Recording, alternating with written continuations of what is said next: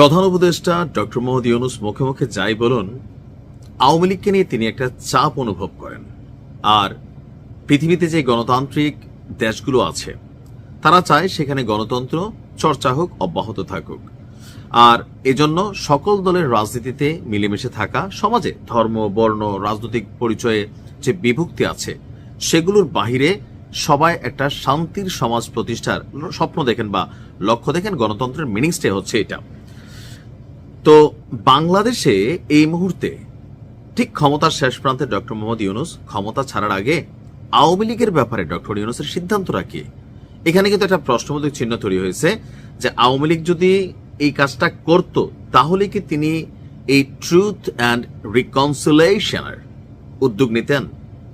Truth মানে হচ্ছে কি সত্য, অ্যান্ড মানে এবং, আর রিকনসিলিয়েশন এটা আপনার যেই ইংরেজি অর্থ আসে যে পুনরায় মিলন। সোজা সাপটা এটার ব্যাখ্যা হবে, বিশ্লেষণ হবে কেন আওয়ামী লীগের ব্যাপারে ট্রুথ অ্যান্ড রিকনসিলিয়েশনের উদ্যোগের কথা সামনে আসলো। এটার শুরুটা হয়েছে দক্ষিণ আফ্রিকা। আপনার খেয়াল আছে নেলসন ম্যান্ডেলা সারা পৃথিবীতে খুবই বিখ্যাত একজন মানুষ। দক্ষিণ আফ্রিকাতে বর্ণবাদ নিয়ে অনেক লড়াই হয়েছে, ঝগড়া হয়েছে, বিভক্তি হয়েছে। পরবর্তী সময়ে নেলসন ম্যান্ডেলার নেতৃত্বে একটা সিস্টেম গড়ে উঠছে। সেইখানে যারা অত্যাচার করছে, অন্যায় করছে, তারাও বিপদে ছিল। যেমন বাংলাদেশে আওয়ামী লীগের এখন যারা এই লেভেলের আছে অনেকে প্রশাসন, সামরিক, বেসামরিক, জনগণ, জনতা, রাজনৈতিক নেতা পলায়ন অবস্থায় আছে। একটা অস্থিতিশীল পরিবেশ, প্রতিশোধের চিন্তা সবার মাথায়।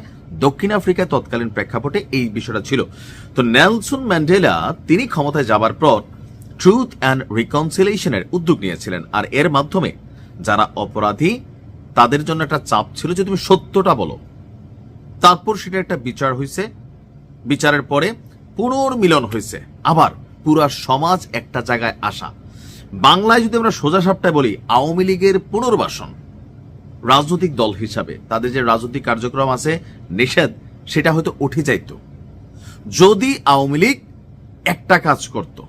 ডক্টর ইউনূস তিনি হয়তো এই উদ্যোগ নিতেন। এমনকি এটা নিয়ে এই অন্তর্বর্তী সরকার গঠিত হবার পর উপদেষ্টা আসিফ নজরুল স্যার তিনি কিন্তু এই উদ্যোগের কথা বলছিলেন যে দেশে শান্তি প্রতিষ্ঠায় এটা দরকার।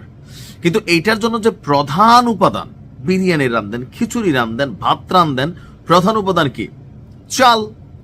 তো এই ট্রুথ অ্যান্ড রিকনসিলিয়েশন এইটার প্রধান উপাদান হচ্ছে অনুতপ্ত হওয়া, ক্ষমা চাওয়া, যেটা আওয়ামী লীগ করে নাই। আর শেখ হাসিনার সর্বশেষ যেই ভাষণগুলো আসছে বা আওয়ামী লীগের নেতাকর্মীদের যে ফেসবুক লাইভ আমরা দেখি বিভিন্ন সময়, সেটা দেখে মনেই হয় না তারা ক্ষমা বা অনুতপ্ত হবে। কারণ তাদের পয়েন্ট অফ ভিউ হচ্ছে মেটিকুলাস ডিজাইন ছিল ডক্টর ইউনূস, আর এটার পিছনে তিনি নিজেই বড় ভূমিকা রাখছেন। আর এখানে যারা বিক্ষোভ করছেন, এখানে পুলিশ মানুষকে মারে নাই, ভেতর থেকে একটা টিম, বিভিন্ন দেশের এজেন্ট, পাকিস্তানের চর, এরা এই ঘটনাগুলো ঘটাইছে শেখ হাসিনার সরকারকে উচ্ছেদ করার জন্য। রাষ্ট্রীয় প্রতিষ্ঠানগুলোতে আগুন দিছে, থানাতে আগুন দিছে, পুলিশ শেষ করে দেওয়া হয়েছে।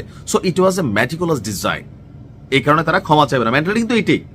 তবে তাদের জন্য একটা সুযোগ ছিল যদি এই মেন্টালিটি থেকে বের হয়ে অন্য কোনো মেন্টালিটিতে যেত। তাও কার কাছে বলতেছেন ডক্টর ইউনূস? উনি বলছেন যে আমরা দেখলাম যে গত পরশুদিন প্রধান উপদেষ্টা ডক্টর ইউনূসের সাথে সৌজন্য সাক্ষাৎ করেছেন ডোনাল্ড ট্রাম্প প্রশাসনে দায়িত্ব পালনকারী যুক্তরাষ্ট্রের সাবেক দুই জ্যেষ্ঠ কূটনীতিক। একজন হচ্ছে আপনার অ্যালবার্ট গম্বিস এবং আরেকজনের নাম হচ্ছে মরস্ট্যান। হঠাৎ করে কেন ডোনাল্ড ট্রাম্প প্রশাসনের আওয়ামী লীগের বিষয়ে এই ধরনের উদ্যোগের চিন্তা বা মেন্টালিটি? প্রশ্নটা কিন্তু আমেরিকাই দিছে। বলা হচ্ছে যে রাষ্ট্রীয় অতিথি ভবন যমুনায় সাক্ষাৎকারে দুই কূটনীতিক গত 1.5 বছরে প্রধান উপদেষ্টার প্রথমে পাম্পট্টি দিয়েছেন। এরপরে তারা চাইছে যে দক্ষিণ আফ্রিকার আদলে বাংলাদেশে ট্রুথ অ্যান্ড রিকনসিলিয়েশনের উদ্যোগ গ্রহণ করা সম্ভব কিনা। অর্থাৎ আমেরিকা আওয়ামী লীগকে ফেরাতে চাচ্ছে। স্পষ্ট না এটা ডক্টর ইউনূস প্রস্তাব দেয় নাই, আমেরিকাই প্রস্তাব দিছে। তো আমেরিকাতে আওয়ামী লীগের বেশ কিছু লবিং ফার্ম কাজ করে যাচ্ছে।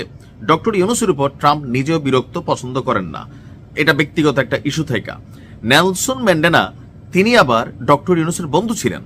তো সেই জন্যই বলছে আপনার বন্ধুতে এরকম একটা উদ্যোগ নিছে, আপনি তো রাষ্ট্র ক্ষমতায় বসলেন, তো আপনি নিজেও আওয়ামী লীগের নির্যাতনের বিভিন্নভাবে শিকার হয়েছেন, এখন আপনি কি এই ধরনের উদ্যোগ নেবেন? ডক্টর ইউনূস ইন্টারন্যাশনাল খেলোয়াড়, তো তিনি বলছেন যে প্রয়াত নেলসন ম্যান্ডেলার একজন বন্ধু হিসাবে আমি দক্ষিণ আফ্রিকার ট্রুথ অ্যান্ড রিকনসিলিয়েশনের প্রক্রিয়া ঘনিষ্ঠভাবে দেখেছি। তবে তৎকালীন ফ্যাসিস্ট শাসক গোষ্ঠী আওয়ামী লীগ তাদের অপরাধ অস্বীকার করে যাওয়ায় এই মুহূর্তে বাংলাদেশে সেই ধরনের কোনো উদ্যোগ গ্রহণ করার সম্ভাবনা তিনি দেখছেন না। তিনি বলছেন যে সময় এখনো উপযুক্ত নয়। কোথা থেকে শুরু করবেন? ট্রুথ অ্যান্ড রিকনসিলিয়েশন তখনই সম্ভব যখন কেউ স্বীকার করে যে সে ভুল করেছে, নিজের অপরাধের জন্য অনুতপ্ত হয়, অনুশোচনা প্রকাশ করে। কিন্তু এখন পর্যন্ত তাদের কোনো অনুশোচনা নেই, কোনো অনুতাপ নেই, বরং তারা দাবি করছে যে যারা নিহত হয়েছে যারা সবাই সন্ত্রাসী, তাদের অপরাধের বিপুল পরিমাণে প্রমাণ পেয়েছে বা রয়েছে, তারা যা করেছে সম্পূর্ণ বর্বরচিত অপরাধ, তবু তারা সম্পূর্ণ অস্বীকারের অবস্থানেই রয়েছে। অর্থাৎ আমেরিকা আপনার আওয়ামী লীগের রাজনীতির ব্যাপারে আগ্রহী। আবার শেখ হাসিনার সর্বশেষ একটা বক্তব্য আমার নিজের কাছে আশ্চর্য লাগছে। সম্ভবত ওই যে দেখেন, যখন আওয়ামী লীগ ক্ষমতায় ছিল, বিএনপি জামাত পুরা সিস্টেম, বিএনপি জামাতের পুরো সিস্টেমটাই আমেরিকাতে কানেক্ট ছিল। মার্কিন প্রশাসনের মধ্যে কথা বলা, তাদের পররাষ্ট্র মন্ত্রণালয়ে প্রতিদিন প্রশ্ন করা, হিরো আলমরে মারছে, কারে থাপড়াইছে, এই যে আলমের পরে মার খেয়েছে, এটা নিয়ে আর আমেরিকাতে আলোচনা হয় নাই। তো এরকম অনেক কিছু কিন্তু হয়েছে। বিবিসি সাক্ষাৎকার নিছে, ডিপ স্টেট কাজ করছে। আবার ক্ষমতার প্রেক্ষাপটে আওয়ামী লীগ তখন আমেরিকারে অনেক বক্তব্য, একদম আওয়ামী লীগের পিটার হাসতে তো পিটার পাতি হাস কইয়া খাইয়ে ফেলার চিন্তা করা হয়েছে, তাই না?